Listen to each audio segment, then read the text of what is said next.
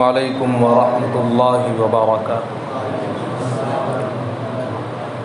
الحمد للہ رب العالمین والعاقبۃ للمتقین والصلاة والسلام علی رسولہ الکریم، اما بعد، قال اللہ تبارک وتعالی فی القرآن المجید والفرقان الحمید، اعوذ باللہ من الشیطان الرجیم، بسم اللہ الرحمن الرحیم۔ اللہ ولی الذین آمنوا یخرجهم من الظلمات الی النور والذین کفروا اولیاؤهم الطاغوت یخرجونهم من النور الی الظلمات اولئک اصحاب النار هم فیها خالدون، صدق اللہ العظیم۔ عن ابی ہریرہ رضی اللہ تعالی عنہ قال قال رسول اللہ صلی اللہ علیہ وسلم لا عدوى ولا صفر ولا هامة، رواہ البخاری، کتاب الطب، باب الحامہ۔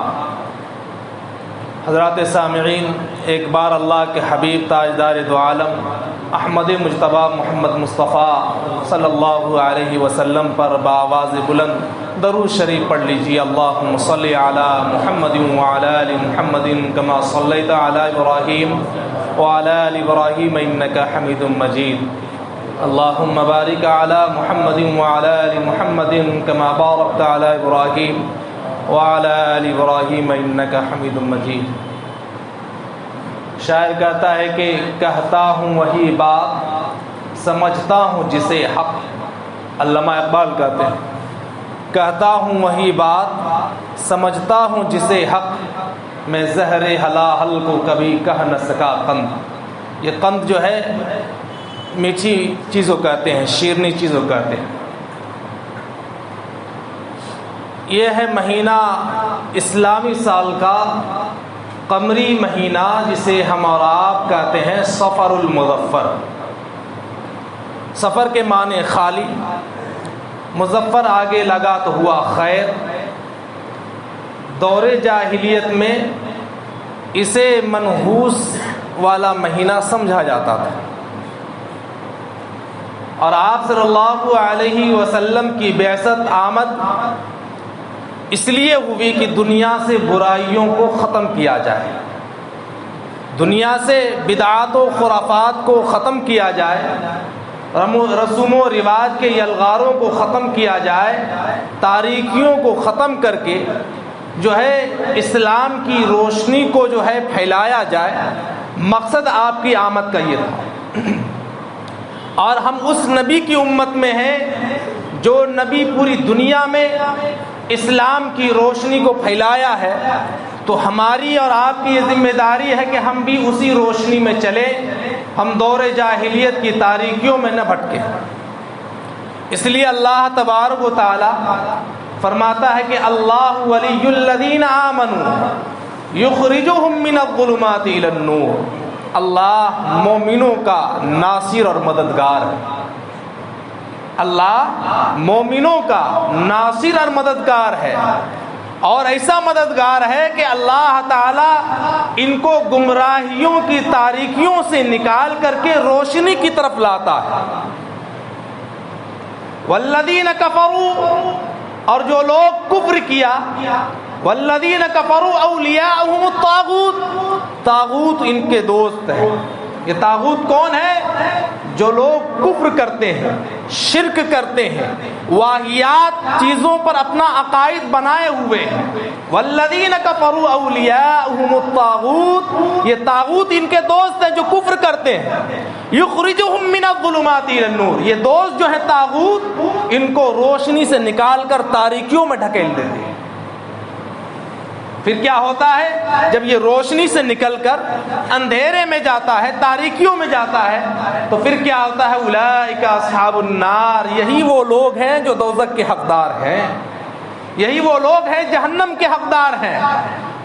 اولئک اصحاب النار ہم فیہا خالدون، یہ وہی لوگ ہیں جو ہمیشہ اسی میں رہیں گے۔ جب اللہ تعالیٰ صاف واضح طور پر یہ فرما دے رہا ہے کہ یہ وہ لوگ ہیں اب ان کے اعمال کو ہم بھی اسی پر چلنا شروع کر دیں، ان کے کرتوتوں پر ہم بھی وہی کام شروع کر دیں، تو ہم میں اور ان میں کوئی فرق نہیں رہے گا، بلکہ وہ ان طاغوت کے دوست ہم بھی ہو جائیں گے۔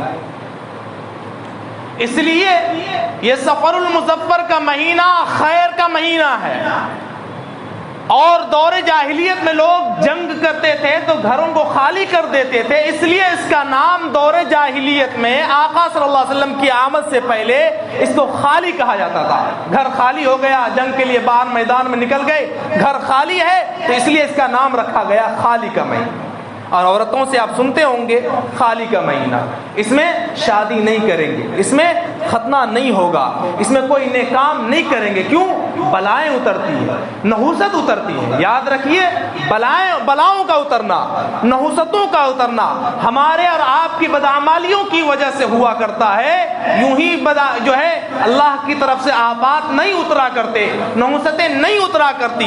اس لیے اس مہینے کو دور جاہلیت میں یہ تصور کیا جاتا تھا کہ یہ منحوس والا مہینہ ہے، نحوست اترنے والا مہینہ ہے، اس لیے اس میں نہ شادی ہوں گے، نہ ختنہ ہوگا، نہ کوئی طرح کا نیکیوں کا جو ہے کوئی کام کیا جائے گا، اس لیے اس کو مہینہ جو ہے منحوس سمجھا جاتا ہے۔ اللہ کے رسول صلی اللہ علیہ وسلم جب آئے، جب دیکھا کہ اس ماحول میں یہ حالات ہیں کہ دور جاہلیت میں لوگ اس طریقے سے اس مہینے کو مانتے ہیں، تب اللہ کے رسول نے فرمایا لا عدوا ولا صفر ولا حاما۔ یاد رکھو اس مہینے میں نہ نحوستیں اترتی ہیں، اور اس مہینے میں لوگ فال نکالتے تھے۔ فال کیا ہوتا تھا کہ جب ان کو کوئی کام کرنا ہوتا تھا یا سفر کے لیے جانا ہوتا تھا یا تجارت کی غرض سے باہر نکلنا ہوتا تھا تو گھر سے ایک پرندہ اڑایا کرتا تھا، اور یہ گھر سے جب پرندہ اڑا داہنی طرف اڑا تو یہ سمجھا کہ خیر کا ہے، چلو اب سفر کر سکتے ہیں، یہ پرندہ داہنی طرف اڑا ہے۔ اور اگر پرندہ بائیں طرف اڑ گیا تو اب وہ سفر نہیں کرتا۔ کیوں؟ سفر جو ہے پرندہ بائیں طرف اڑنے کا مطلب یہ ہوا کہ جو ہے خیر نہیں ہے، اس میں دشواریاں ہیں، یہ فال نکالتے تھے۔ یہ ساری چیزیں غلط، اور اسی پر اللہ کے فرمان لا عدوا ولا صفر ولا حاما۔ یہ جانور جو اڑایا کرتے تھے، یہ الو کو اڑایا کرتے تھے، الو اگر بیٹھ گیا تو کہا وہ گھر ویران ہو گیا۔ اس طریقے سے واحیات چیزیں، اور آج بھی یہی چل رہا ہے۔ اور ایک حدیث جو من گڑت ہے، جس کو علامہ شوکانی، ملا علی قاری اور طاہر پٹنی بڑے بڑے علماء نے ان کو موضوع اور من گڑت روایت اور اس حدیث کو جو ہے کہا ہے، جس حدیث کو یہ لوگ لے کر کے، اور یہودیوں نے اس حدیث کو کا جو ہے پروپیگنڈا کیا اور اس کو اڑایا، اور وہ حدیث کیا بیان کیا تھا؟ من بشرنی بخروج صفر بشرتہ بالجنہ۔ اللہ کے رسول نے فرمایا کہ جو صفر المظفر کے مہینے کے ختم ہونے کی خوشخبری سنائے گا، جو اس مہینے کو ختم ہونے کی خوشخبری سنائے گا، تو بشرتہ بالجنہ، میں اس کو جنت کی بشارت سناتا ہوں۔ یہ من گڑت روایت جس کا کوئی تعلق اللہ کے رسول سے نہیں، یہودیوں کی سازش تھی۔ وہ سازش کیوں تھی؟ جب آپ صلی اللہ علیہ وسلم اس مہینے کے آخری عشرے میں 28 تاریخ یا 29 تاریخ کو آپ صلی اللہ علیہ وسلم بیمار ہوئے۔ آپ تاریخ اٹھا کر دیکھیں کہ سفر کے آخری عشرے میں آپ صلی اللہ علیہ وسلم بیمار ہوئے، اور بیمار ہوئے تو 13 دن تک بستر علالت پر رہے۔ حالت یہ ہے کہ نیچے والے جو سننے والے ہوتے ہیں ان کی بڑی ذمہ داری ہوتی ہے، اور اگر جن کو سونے کا شوق ہو وہ اوپر کی منزل میں جا کر سویا کرے، اس لیے کہ بڑی ذمہ داری ہوتی ہے نیچے والوں کی کہ سر کو اٹھا کر کے اور آنکھ کھول کر کے سنیں۔ جن کو نہیں سننا ہے وہ اوپر کی منزل میں چلے جائے، کسی کو پکڑ کر کے نہیں لایا جائے گا۔ اس لیے آنکھ کھول کر کے سنیں، نہیں سننا ہے اوپر چلے جائیے، آرام سے سوئیے، وہاں کمبل بھی ہے، تکیہ بھی ہے، سوتے رہیے اوپر۔ یاد رکھیے دین کی باتوں کو سننے کے لیے اور اس میں اڑچن لگانے کے لیے شیطان آتا ہے، گھٹنا ملے گا، سہلائے گا، نیند آ جائے، تاکہ یہ لوگ دین کی بات نہ سنیں اور اس پر عمل نہ ہو سکے۔ اگر یہ لوگ عمل کر لیں گے، یہ کامیاب ہو گئے، میں شکست کھا گیا۔ ایک جلسے میں ایسے ہی مقرر تقریر کر رہے تھے، کیونکہ مجمع ہوتا ہے، کسی کا دماغ حاضر ہوتا ہے، کسی کا جسم حاضر ہوتا ہے، تو انہوں نے کہا کہ آج ہم اسلام سے دور ہوتے جا رہے ہیں۔ کیا کہا؟ کہ آج ہم اسلام سے دور ہوتے جا رہے ہیں۔ تو اس مجمع میں ایک نام تھا اسلام، وہ سب سے پیچھے کرسی لگا کر بیٹھا ہوا تھا۔ وہ سوچا کہ لگتا ہے مقرر جو ہے، جو خطابت کر رہے ہیں، وہ مجھے کہہ رہے ہیں کہ آج اسلام سے ہم دور ہوتے جا رہے ہیں۔ وہ اپنی کرسی اٹھایا اور بیچ میں آ گیا اور پھر کہا کہ آج ہم اسلام سے کوسوں دور ہوتے جا رہے ہیں۔ وہ اسلام نام کا شخص کرسی اٹھا کر کے اسٹیج پر آ گیا اور مولانا سے کہا کہ مولانا آپ گھبرائیے نہیں، میں آپ کے پیچھے ہوں۔ حالت یہ ہے کہ تقریر ہو رہی ہے، لوگ سننے والے کچھ سن رہے ہیں، جا کے باہر بولیں گے کہ تقریر ایسے ہوئی تھی، ہم نے یہ سنا، بدنام دوسروں کو بھی کریں گے، سننے کی غلطی آپ کریں گے اور بدنام ہمیں کریں گے۔ اس لیے نیچے میں جو آتے ہیں ان سے میں ادباً گزارش کروں گا کہ آنکھ کھول کر کے اور کان کھول کر کے سنیں اور سن کر کے عمل کریں۔ کوئی روایات، کوئی قصہ کہانی نہیں سنایا جا رہا، اللہ اور اس کے رسول کی باتوں کا یہاں ذکر ہو رہا ہے۔ تو آپ صلی اللہ علیہ وسلم کی طرف یہ جھوٹی بات منسوب کر دی گئی، من بشرنی بخروجی سفر بشرتہ بالجنہ۔ کیوں یہودیوں نے سازش رچی؟ وہ کیا ہے؟ آج دیکھیے گا آخری بدھ کا فاتحہ ہوگا، سفر کا مہینہ آئے گا تو آخری بدھ کا فاتحہ لوگ کرواتے ہیں۔ کبھی آپ تاریخ پڑھیں کہ یہ فاتحہ دلانے والوں سے پوچھئے کہ جو یہ آخری بدھ کا فاتحہ آپ دلاتے ہیں، اس فاتحہ کی حقیقت کیا ہے؟ یہودیوں نے سازش رچی۔ آپ صلی اللہ علیہ وسلم 28 صفر المظفر کو جنت البقیع اپنے غلام کے ساتھ گئے اور غلام سے اللہ کے رسول نے فرمایا کہ مجھے اللہ کی طرف سے حکم ہوا ہے کہ میں جنت البقیع جاؤں اور ان کے لیے دعائے مغفرت کروں، اور پھر آپ لوٹے ہیں اور آپ کی طبیعت ناساز ہو گئی اور اس دن آپ بستر علالت پر پڑ گئے اور اسی دن آپ صلی اللہ علیہ وسلم پر بخار آیا اور سر درد کرنے لگا۔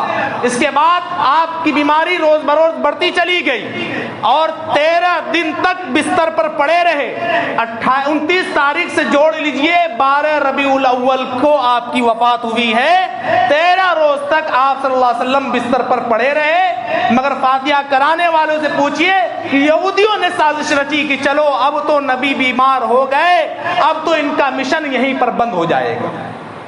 آپ صلی اللہ علیہ وسلم سے زیادہ دشمنی یہودیوں کو تھا، اب وہ جشن منا رہا تھا، وہ خوشیاں منا رہا تھا کہ آپ بستر پر یہ پڑ گئے، اب جو ہے کار نبوت یہیں پر بند ہو جائے گا اور کام جو ہے نبی کا کوئی نہیں کرے گا۔